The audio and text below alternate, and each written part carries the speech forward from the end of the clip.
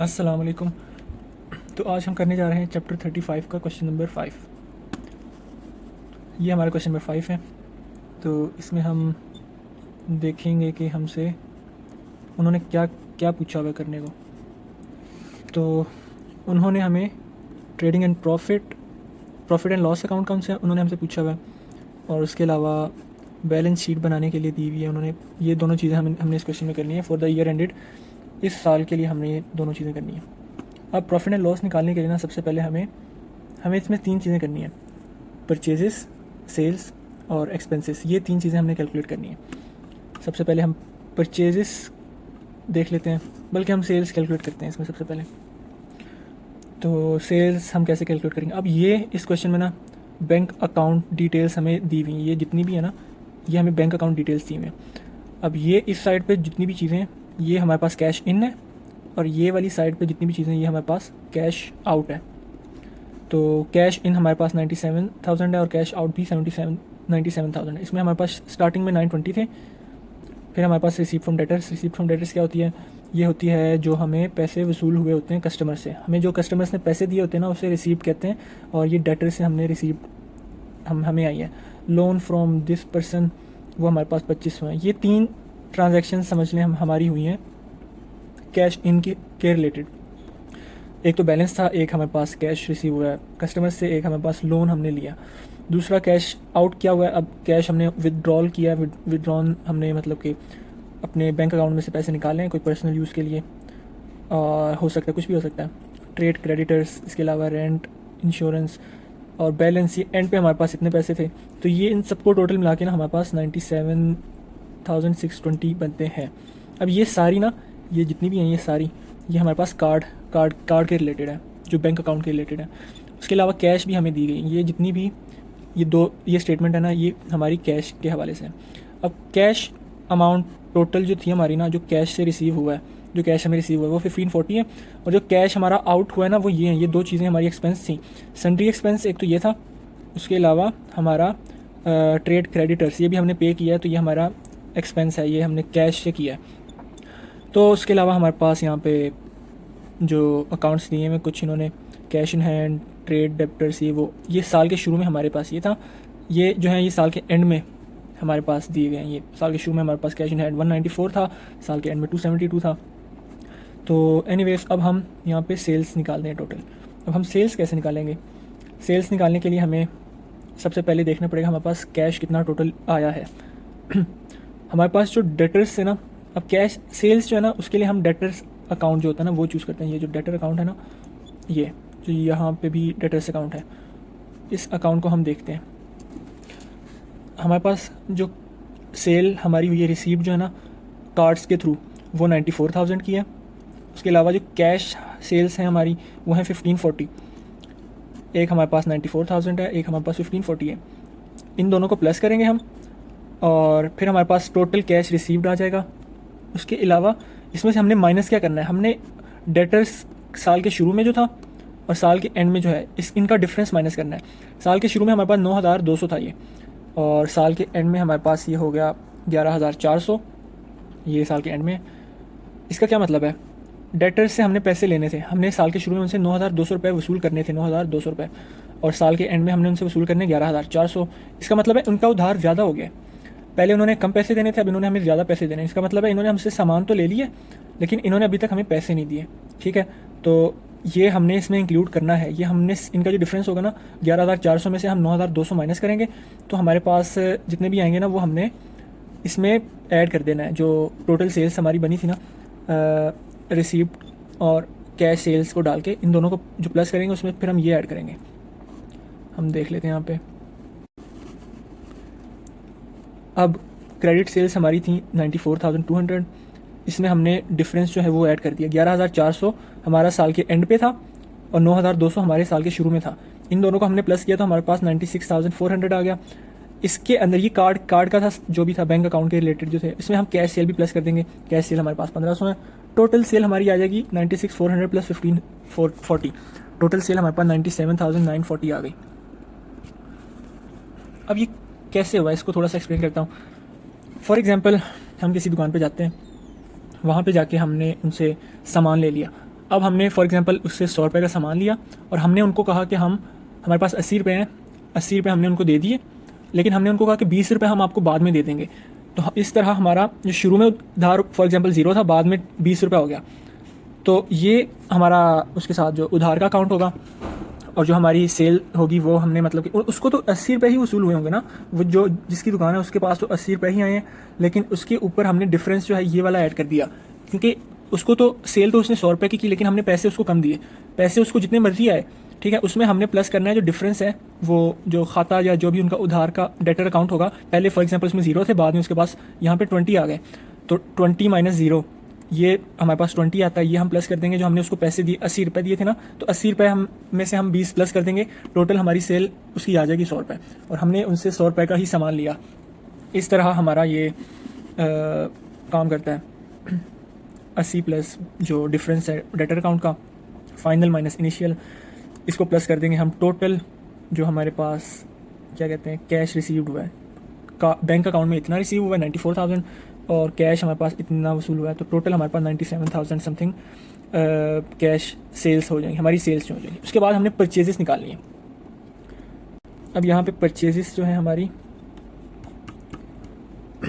64,000। अब परचेजेस में ना हम क्रेडिटर अकाउंट देखते हैं, जो यहाँ पे ट्रेड क्रेडिटर अकाउंट है ना, ये हम देखते हैं परचेजेस में। उसके अलावा हम देखते हैं कि परचेजेस में क्या करते हैं, हम कोई भी सामान किसी से ख़रीदते हैं, उसको हम पैसे देते हैं, उसके एवज हमें वो सामान दे देता है परचेज़ करने के लिए, तो हम उसको कैश देते हैं, उसके बदले में हमें सामान मिलता है।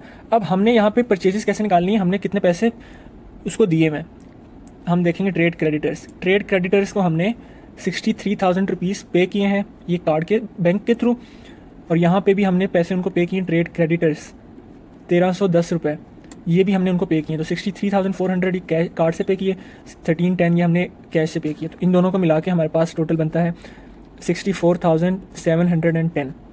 ठीक है, अब यहाँ पे भी है ये 64,710। इसमें क्या करेंगे, प्लस करेंगे क्रेडिटर अकाउंट का डिफरेंस। आ जाते हैं हम क्रेडिटर अकाउंट के ऊपर। यहाँ पे क्रेडिटर अकाउंट हमारे पास ये रहा, ट्रेड क्रेडिटर्स। साल के शुरू में हमारे पास 7,300 है, यानी कि हमने 7,300 उनको पैसे देने हैं, उधार है हमारा। साल के एंड पे 8,100 हो गया, इसका मतलब है हमारा उधार बढ़ गया। हमने उनसे सामान तो ज़्यादा लिया लेकिन पैसे कम दिए, तो जो हमारा इसका डिफरेंस है तकरीबन 800 रुपये का डिफरेंस है। 800 रुपये का हमने उनसे उधार ज़्यादा कर दिया, तो जो लेकिन सामान तो हमने उनसे लिया, परचेज़ तो हमने किया, तो ये जो 800 है ना, इनका जो डिफरेंस है वो हम टोटल में प्लस कर देंगे। टोटल हमारे पास कितना था, 60, इन दोनों का प्लस 63,000 और 1310 का 64,000 था हमारे पास, 64,710। इनमें से डिफरेंस हमने प्लस कर दिया क्रेडिटर अकाउंट का 8,100 में से creditor account final minus initial. ठीक है, ये जो डिफरेंस है ना, इसको हम उसमें प्लस कर देंगे, तो हमारे पास हमारी टोटल परचेज आ जाएगी। एक तो जो हमने सारे पे किए पैसे वो ये थे, और डिफरेंस ऑफ क्रेडिटर अकाउंट। इस तरह हमारे पास परचेजेस भी आ जाएंगी हमारी। उसके बाद हमने एक्सपेंसेस देखने हैं। अब हमारा रेंट एक्सपेंस कितना है, यहाँ पे हम देखते हैं हमने रेंट के लिए कितने पे किए हैं। रेंट हमने पे किया 3,200, और हम यहाँ पे और देखते हैं, यहाँ पे और कोई रेंट एक्सपेंस नहीं है हमारा। रेंट अकाउंट पे आ जाते हैं। रेंट ओविंग क्या होता है, रेंट ओविंग होता है जो रेंट हमने पे करना होता है, जो हमारे ऊपर एक लाइबिलिटी होती है, हमने पे करना होता है, उधार होता है।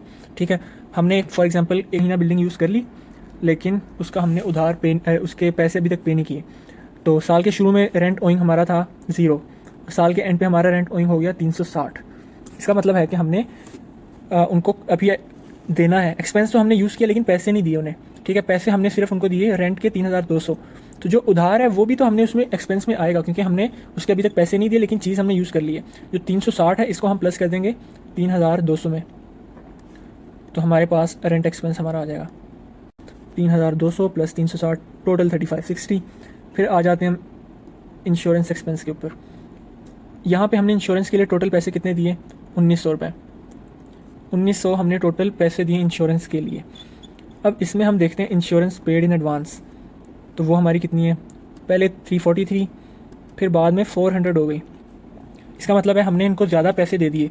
पहले हमने उनको एडवांस में 340 दिए थे, बाद में 400 दे दिए, तो ये इनका जो डिफरेंस है ना 60 रुपये, 60 रुपये हमने एक्स्ट्रा उनको दे दिए एडवांस में, लेकिन एक्स्ट्रा हमने दिए हैं, अभी तक हमने यूज़ तो नहीं की वो पैसे, इंश्योरेंस हमने यूज़ तो नहीं की, तो वो एक्सपेंस नहीं है हमारा, ये हमारा एडवांस है, ये एसेट, हमने एक किस्म का हमारा एसेट है। ये जो 60 रुपये ना, इसको हम इंश्योरेंस के जो पैसे ना उनमें से माइनस कर देंगे, 1900 में से हम माइनस करेंगे, जो डिफरेंस है 400 माइनस 340, 60 रुपये बनते हैं, ये 60 रुपये हम 1900 रुपये में से माइनस कर देंगे, 1900 माइनस इन दोनों का डिफरेंस 400 प्लस 340, 60 रुपये इनका डिफरेंस बनता है, वो हम माइनस कर देंगे, वो 1840 हमारे पास आ जाएगा। फिर हमने वैन का देखना है,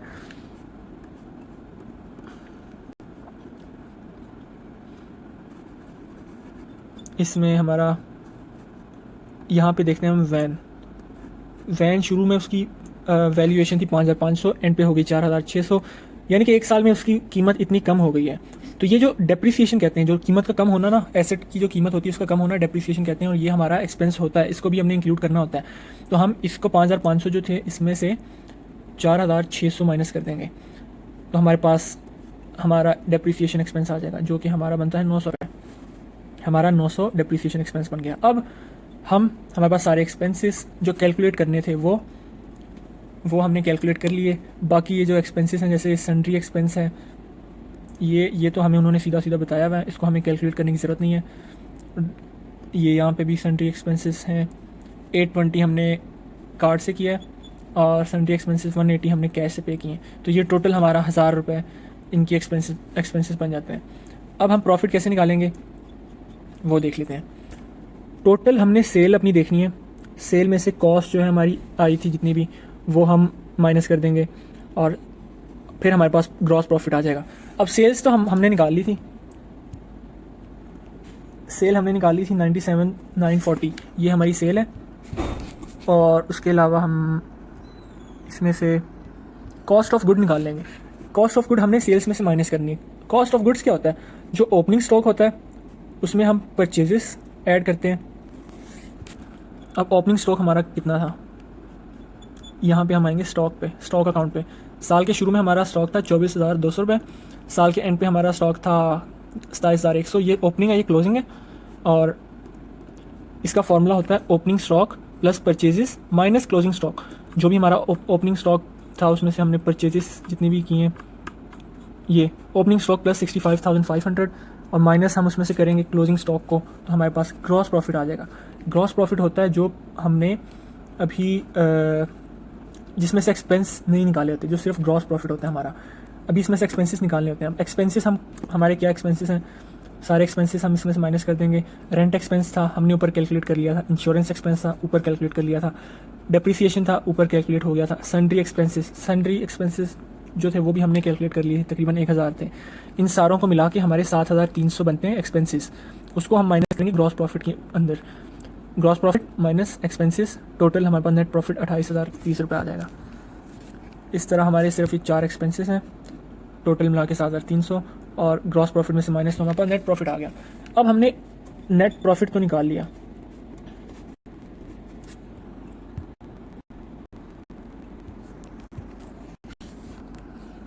अब उन्होंने हमें प्रॉफिट लॉस तो निकाल लिया हमने।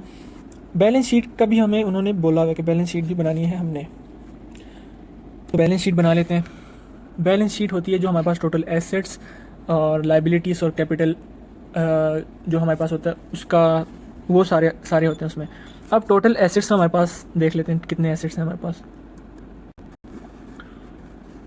तो साल के एंड पे यहाँ पे हम एसेट्स देख लेते हैं। कैश इन हैंड हमारे पास एसेट है, उसके अलावा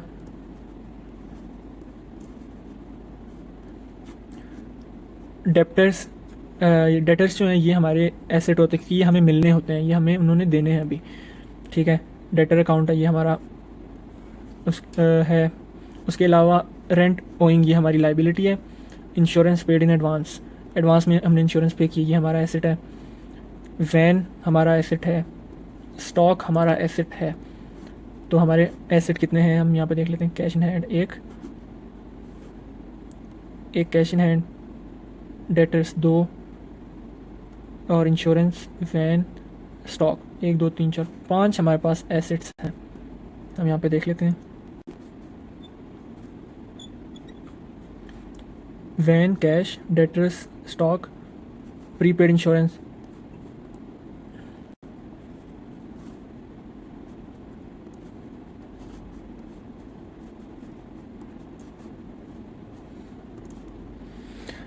अब यहाँ पे हम देख लेते हैं कि हमारे पास एसेट्स कितने हैं। सबसे पहले हम देखेंगे कि साल के एंड पे हमने एसेट्स देखने हैं, साल के एंड के लिए बैलेंस शीट बनानी है तो एंड के ही एसेट्स देखेंगे। सबसे पहले हमारे पास कैश इन हैंड है, ये हमारा एसेट है, और ट्रेड क्रेडिटर्स ये हमारी लाइबिलिटी है, ये लाइबिलिटी है। डेटर्स अकाउंट जो है वो हमारा एसेट है। एक सेकेंड,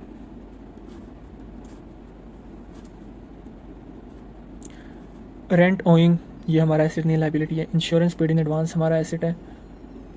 वैन हमारा एसेट है। उसके अलावा हमारे पास जो स्टॉक है हमारा एसेट है।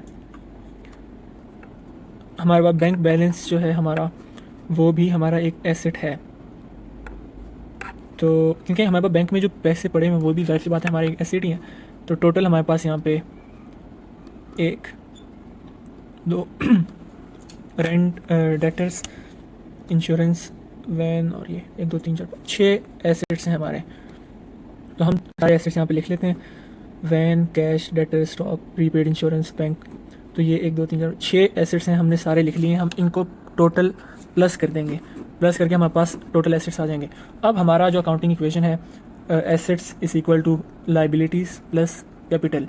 तो ये हमारी इक्वेशन है, बेसिक इक्वेशन। तो हम इसको करने के लिए हमें लाइबिलिटीज़ भी देखनी है। लाइबिलिटीज़ देख लेते हैं हमारी लाइबिलिटीज़ कितनी है। अब ट्रेड क्रेडिटर्स जो है ना, वो हमने उन्हें पैसे देने हैं, अभी उनसे हमने पैसे लिए हुए हैं, उन्हें अभी देने, सामान हमने उनसे लिया हुआ है। तो ये हमारी लाइबिलिटी है एक। उसके अलावा एक हमारी ये लाइबिलिटी है, और रेंट ओइंग हमारी लाइबिलिटी है क्योंकि अभी हमने पैसे देने हैं। उसके अलावा भी हमारी कोई लाइबिलिटी है,